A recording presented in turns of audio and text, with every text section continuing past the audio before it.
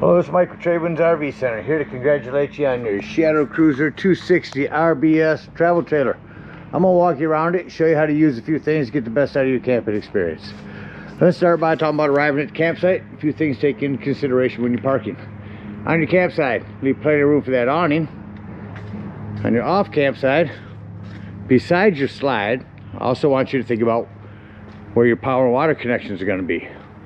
Your power is going to plug in all the way on this rear corner, and right around that corner is where your water docking station is going to be. So park accordingly so you can utilize the facilities at the campsite. Once we arrive, unhook our hitch. First thing we're going to do is level our unit. Unit comes with a power tongue jack. Night docking light should you arrive at night. Simply raise or lower the unit until you're level.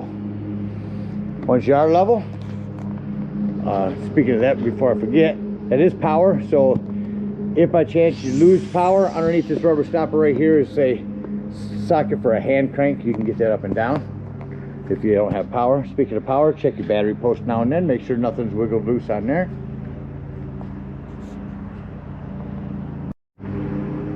Once we got our unit level, next thing we do is stabilize it. I'm going to recommend stabilizing jack pads. Put a jack pad down there. It's going to protect the feet of your stabilizing jacks from dirt, debris, hot blacktop in the summer. You can run these down with a drill gun or an impact driver. I just recommend when you get to the bottom that you slow down. And be careful with putting them all the way down, because remember, our unit's level. All we're trying to do at this point is stabilize it. So run these down just until you've got some resistance on your hand crank. That's going to stabilize your unit. Let's get our unit level and stable. We can hook up our power and water. Starting back here in the rear corner is your power plug. Big long 30 amp cord. Simply plugs in by just pushing that in there. At the end of that, if you need to plug into a 110 at some time, in your convenience pack will be a 30 to 15 amp reducer. Got your power hooked up. Let's hook up our water. At campsites, we're going to hook up to city water connection. First and foremost, our water pressure regulator. This water pressure regulator is going to reduce the water pressure to 40 to 50 psi, protecting the lines in the unit. Always use this when hooking up because you don't know what the water pressure is at different campsites. Hook that up, hook up your hose, but don't turn your hose on yet. Let's find your hot water heater.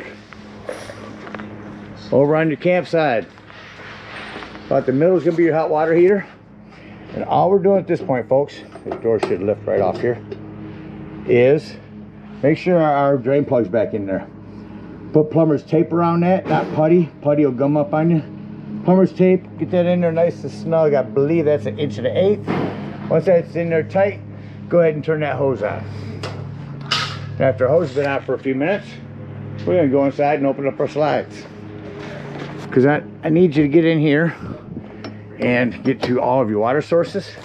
Come in your bathroom, turn on your sinks, open up your sinks, get the lines going, sink in here as well. In this case, you don't need to open up your slide to get to it, but we will.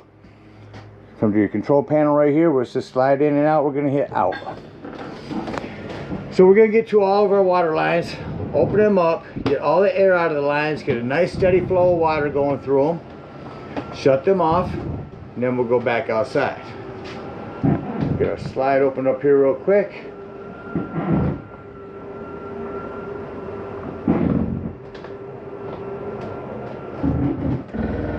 Did you hear that little noise? That's the slide mechanism saying I'm out all the way. Don't need to open me any further. Alright, so we're all set up with city water. Let's say we're going to go camping and we're going dry camping, not at a campsite. In that case, over on our campsite, just above our tires, is our freshwater tank, or as they call it, potable water. No need for a water pressure regulator here. Simply fill this up with a hose. 2 ways to tell that it's full.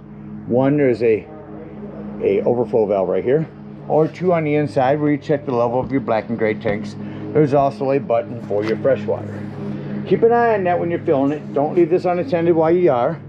Once that's full, remove that hose, put this cap back on there, and then whenever you want to use that water, you'll turn on your water pump. Do not turn on your water pump when you're hooked up to city water with the hose connected. That's already pressurized. No need for that. Alright, so we're all set up, power and water, all ready to camp. Let me go ahead and walk you around the rest of the unit. Continuing up here in the front, you've got your propane. It does come with a regulator. Simply point it toward the tank you wish to be using. Lefty loosey to open. Our batteries, again, check your battery post now and then. Pass-through storage. You're prepped for solar here. You can plug in a solar panel right there and that will trickle charge your batteries. Big pass-through storage with lighting. You can set to motion or stationary. These are up on a magnet. Lamb latch doors. Over here I recommend getting a fluid that you can spray on these. They sell them in the stores. That'll keep these pliable and flexible over the years. Up front here we do have a extra galley tank. This is for your kitchen sink. Coming around the rear here will be our black and gray tank. We'll dump those later. Our power, here's where we're plugging our cable or satellite at the campsites. Our city water connection, black tank flush. We'll talk about that when leaving the campsite. There's a spray port that you can hook a hose up to. Looks like you're prepped for if you're on backup camera. Device you can purchase. One part sits on your dash, your tow vehicle. The other part attaches to this, giving you a backup camera for the unit. On your awning, you have a pitch control. If it's raining, you want the rain to come this way, pull down on your pitch control, that pitches that away. Coming down our campsite, we got our outdoor speakers, a vent for our microwave. Freshwater tank again. A 110 outside.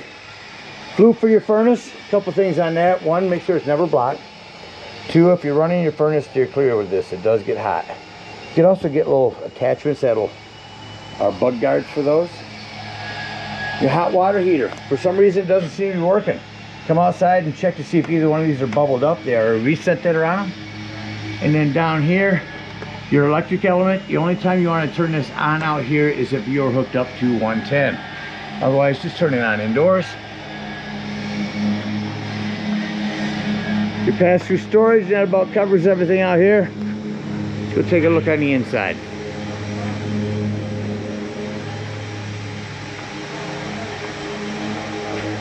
Your steps, bringing them in or out. You want to make sure this exterior door is all the way open. Otherwise, this will catch on it when it comes out. First thing I like to point out inside is your fire extinguisher. Make sure that you and everyone that's camping with you knows the fire extinguisher is located at the entry doorway. As we continue in, down here at the bottom is going to be your 12-volt carbon monoxide propane detector. The reason I mentioned that's 12 volts, always running off your battery. So if you are out dry camping, I'm going to show you your battery disconnect in a minute. You don't want this to run your battery down while you're gone for the entire day dry camping. Use your battery disconnect. Closet here with lighting. I'm going to close this door because of all the noise out there. Come around the corner here. On your awning, I've ran it out. I just showed you. You only want to run that out until your flap falls down. You can see the bar. Otherwise, if you run it out too far, it will start running itself up backwards onto itself. So just keep an eye on it when you run it out. Make sure you don't run it out further than you need to. To the right of that's that battery disconnect I talked about. That'll disconnect all the battery power to the unit. Continue to run that on the end.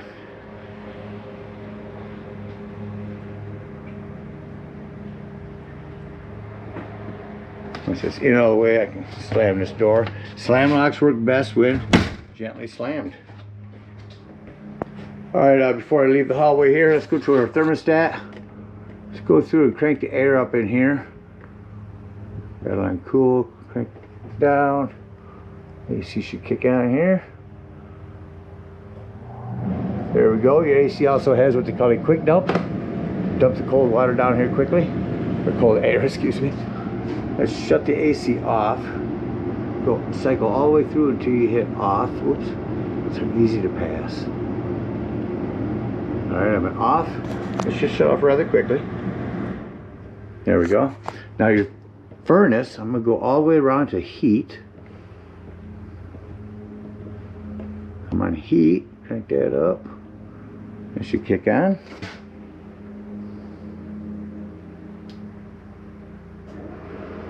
Alright, you hear that? Now, what you will notice when I shut the heat off, that it generally takes a few minutes for the heat fan to cycle through before it actually shuts off. Alright, coming back to our control panel again, I'm going to run through this. Here's your battery, your freshwater button. That's the one I said to hold down when filling up your potable water. Here's your black and gray tanks, auxiliary button. Here's where you turn on your water pump if using your potable water, which is your fresh water. Water heater hooked to gas. Over here, your cabin lights, auxiliary lights, slide in and out, awning in and out, and again your battery disconnect. Up here we have a television. Turn that on and tell you that when you arrive at the campsites, go into your menu, run a digital channel scan so that you'll pick up more channels at the website or at the campsites. Growing just as fast. Depends on where you're at. Stereo sound system, AM, FM, DVD, CD player, dual zone, speakers indoors and out. See if I can get a channel to come in this metal building. Very doubtful, but we'll try here. There we go. So there's our indoor speakers. And that's what they're doing. They're diving in them because off. It's like, no, everybody's opinion. So two is indoors, one is outdoors. So that's what I love about it. And they do. Shut that off. See the heat fan just shut off. All right, no cold fridge. Let's go up top, turn that on. Over to the right. So whatever's white is what we're controlling. So right now we are setting the freezer. Freezer we want at 5. We'll go to the fridge. They have a 4. We can even take that down to 3. So now that's freezer, fridge. Then this last one is a night mode. All that's doing is telling the fridge, hey, I'm not going to be opening and closing you as much. Save me some power. So it does so. Shut that off. Self-explanatory microwave. That working. Start for a second. Stop. Kick it open so the timer will stop. Below that, a light and fan for your cooktop. These glass tops make an excellent backsplash. Just rock that up here. Put on your panel light. Turn this to light. Hit your spark. A lot of times you have to bleed these lines. Get them all opened up. There's all 3 of them. Shut them off. Same thing on your oven. Turn that to light. Spark it here. That'll light your pilot light, and then turn it to the desired temperature. You can rock this panel light down for an oven light. Make sure you have this top down for travel. A lot of individual lighting up in here. Our sink. Keep an eye on your plumbing. Come back into our bedroom. Not much to mention in here. You are prepped for a TV. Bracket here, cable and 110 there. A hand crank open exhaust vent here. See that working. All of our lighting up in here. Emergency escape window. Push this out.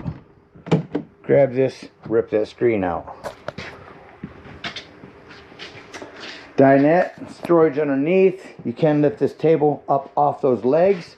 Put the table down on this wooden lip here on both sides. Put your back cushions on top for another sleeping quarters. Sofa. Looks like we have a trifold. Show you how to quickly turn this into a bed. Remove your Velcro cushions. You might have some lighting over here. There we go. Excellent lighting, as well as this. And what we'll do is you lift this up.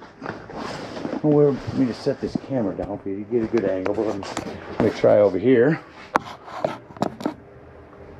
We're going to lift it up in the middle. Open up these legs. Fold it out toward you. Fold it back down. And just like that, you've got sleeping quarters. Just remember, when putting this away, lift the back up first, otherwise you will damage your sofa.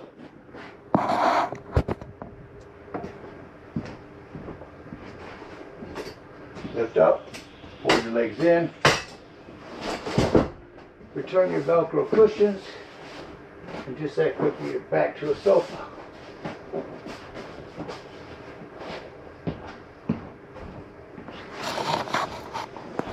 Underneath your fridge is going to be your breaker box enthusiast. Ton of 15s, couple 40s, a 20. Highly recommend having some of those with you when you go camping. Lastly, heading back into our bathroom. We have 110 there. Again, more plumbing to maintain. Here's a little access panel.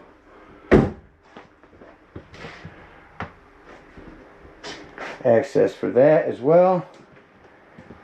And that about covers everything on the inside. Let's act like we're going to leave the campsite and close the unit up. So I begin by shutting off all these lights. Then I know any other lights that are on in the unit are accent lighting. This door, make sure you snap it open for travel.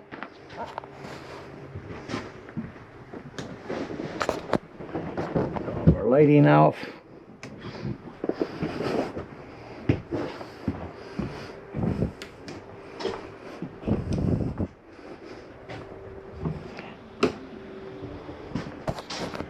Make sure all of our vents are closed. I do want to show you this one, the bathroom working. All of our lighting is off. Go back to the main control panel. Turn on my cabin lights and say doors and drawers. Walk through the unit, make sure all doors and drawers are closed. Nothing's going to impede your slide from coming in. Everything is put away. And we're going to hit slide in. Your bathroom door as well, make sure that one is snapped open. Both vents are closed. In the middle of the living room, I forgot to show you your smoke alarm there. And as the slide comes in, you hear the same noise. Shut that off and exit the unit. Again, steps. Make sure your exterior door is all the way open.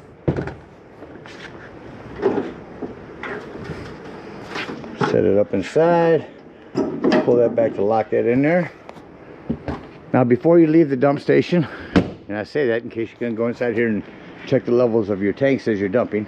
Before you leave the dump station, lock and deadbolt this door. Lift and turn that handle. That's how you want that door for travel. Alright, if we are out dry camping, boondocking, we'll get right up underneath there and open up that freshwater tank and dump that. If we are at a campsite, we're going to unhook our power, our water, our cable, bring up our stabilizing jacks, hook up our hitch, and head on up to the dump station. Now remember, your dump's going to be all the way at the rear on your driver's side of your tow vehicle. Once you arrive, hook up your hose, comes to your convenience pack. That's a 10-footer. They can pull that black handle. Now once it sounds like that black handle is no longer draining, that's your sewage. Go inside, check your black tank. If it shows empty or close to it, come back out here, leave that black handle open, grab your hose from the dump station and hook up here to this black tank flush. Turn that on for a good 5 minutes. That's going to wash out your black tank, get all that nastiness out of there. Again, emphasizing doing this with your black tank handle open. When that's done, remove your hose. Make sure all that washout you just put in there has drained. When it has, close your black handle and pull your gray handle. That's going to be cleaner water, your sinks and your showers. Usually while them are draining, I'll come to my low point drains. Over here underneath your door are your low point drains. Open those up. When them are done draining, come to your hot water heater. Lift up on this pressure release valve. Now be careful, it's going to dump hot water out of there. When it's done, push this back down, otherwise your door won't go back on. Then you can pull this drain for your residual hot waters. Make sure you put this door back on your hot water heater. You secure that for travel.